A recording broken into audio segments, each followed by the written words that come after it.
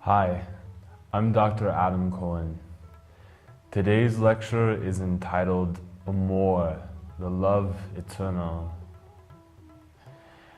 The topic of love has been discussed widely amongst society. The idea of love is valuable to any human being that wants to understand themselves and the people that live around them.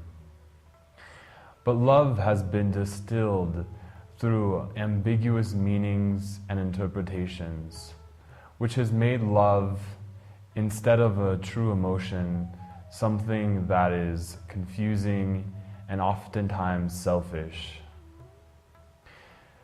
Therefore, we want to take this time in this lecture to explore true love, amore, the type of love that brings us deeper into understanding our inner selves. There are two types of love that occur within the world in its purest form. There is inner love, the love for self, and there is the love for others, the outer love. These two forms of love go hand in hand. But in order to love others, we must first learn to love ourselves. It is for this reason that we'll start by discussing the topic of inner love. Many of us suffer from a state of insecurity and self-instability. This is a very common psychological disorder amongst contemporary society. It has existed for many years and goes as far back as Freud, who said that many people suffer from a state of insecurity. This insecurity arises from many different places, but the origins of that insecurity is not important when we begin to explore the inner love, because inner love can replace the inner insecurity. One common word of advice that is given within contemporary religion is that we are no less than anybody else, nor are we greater than anybody else. This idea is extremely valuable, for we are neither superior to anyone, nor are we lesser than anybody. We are equals, both within ourselves and within the world we live in. We can use this knowledge then to expand our lives into greater awareness of the inner love that exists within us. We have no reason in life to compare ourselves to other human beings. Our growth and success in the world acts independently from the others around us. If we believe in ourselves, then we can succeed regardless of what others think of us. If this fact is true, then we have no reason not to love ourselves and not to feel insecure or feel lesser than any other human being. When we believe in ourselves, we can accomplish just about anything. So it is therefore essential that we understand the importance of inner love before we begin our exploration of outer love. Love in any form knows no bounds. There are no boundaries within love itself. Love goes beyond any boundaries, whether age, sex, gender, social background, or economic status. The human beings within history who have expressed love showed no discrimination, nor did they abnegate any type of group based upon their appearance physically. Even those who hated them, these people were still able to find love, for they saw beyond the external appearance of the human being and the behavior of the human being and saw into the inner essence. This is then the form of love that we can discuss in the outer way, our expression of love towards things outside of us. Once we have accomplished inner love, appreciation, and courage and faith to believe in ourselves, then we can begin to explore the outer love. Outer love occurs in such a way that it is completely selfless. We love others not because we are looking for any type of benefits from those other human beings, or do we expect them to give us some kind of praise or reward for our love, but instead we love unconditionally. This is a valuable truth because many contemporary relationships, especially those related to marriage, fail because people are expressing selfish love. Their love is an expression not of the true meaning of love, but rather an expression of self-servience and self-fulfillment.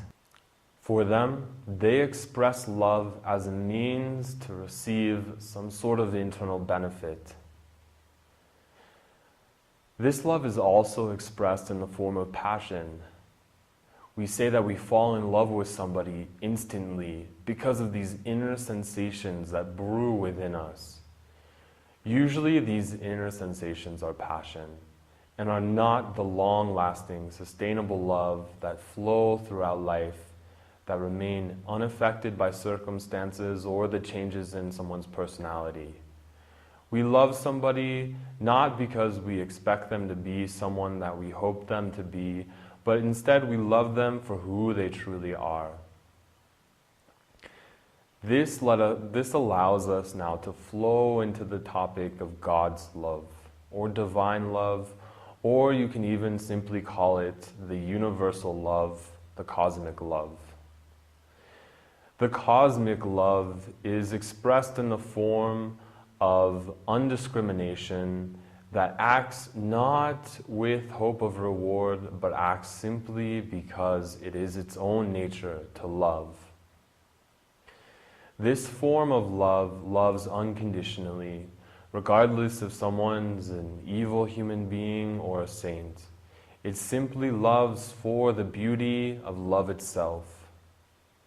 It allows love to be expressed in its fullest form without any type of boundaries that inhibit its expansion and flow throughout the universe.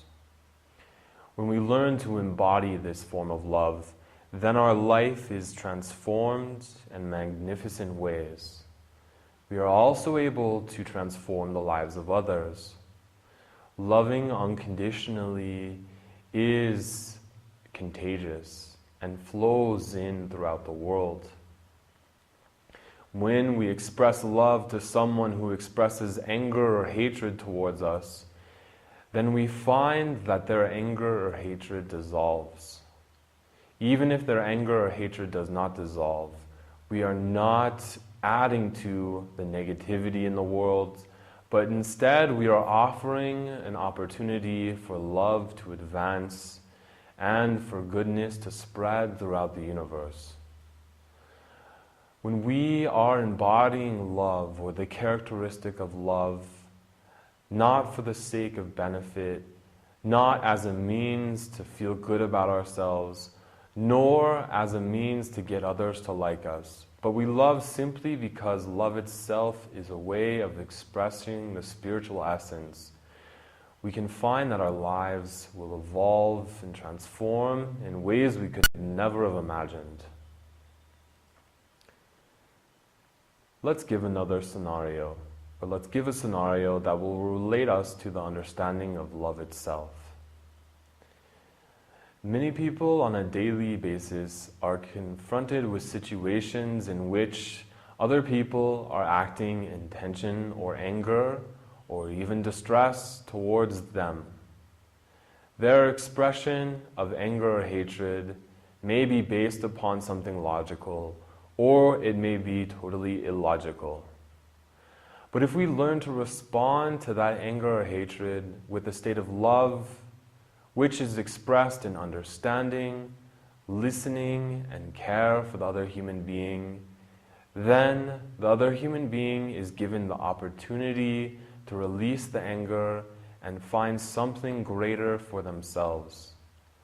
Not only that, but when we express love instead of anger, then our life is transformed in magnificent ways. Instead of developing negative thoughts within our minds, reactionary thoughts of anger towards the other human being, or aggression, or confrontation, and we choose love instead, then our mind is able to transform in magnificent ways. We begin to develop mental pathways and form new mental structures that are centered around love and compassion and caring, as opposed to anger, conflict, and confrontation.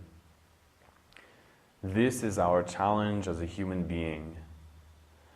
Not to encourage the negative components of our lives, those instinctual urges of anger and hatred, but instead encourage the sensations of love.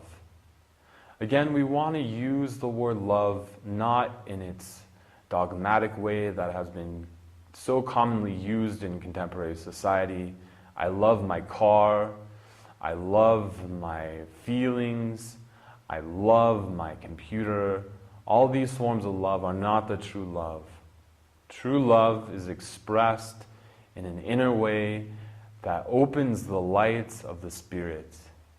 It does not adhere to the egotistical senses of the mind, but rather expresses itself in the form of divine self-realization. This allows us to come to our conclusion that if we learn to use love, we are opening up the gates to self-realization into the transcendental realm of spiritual awakening.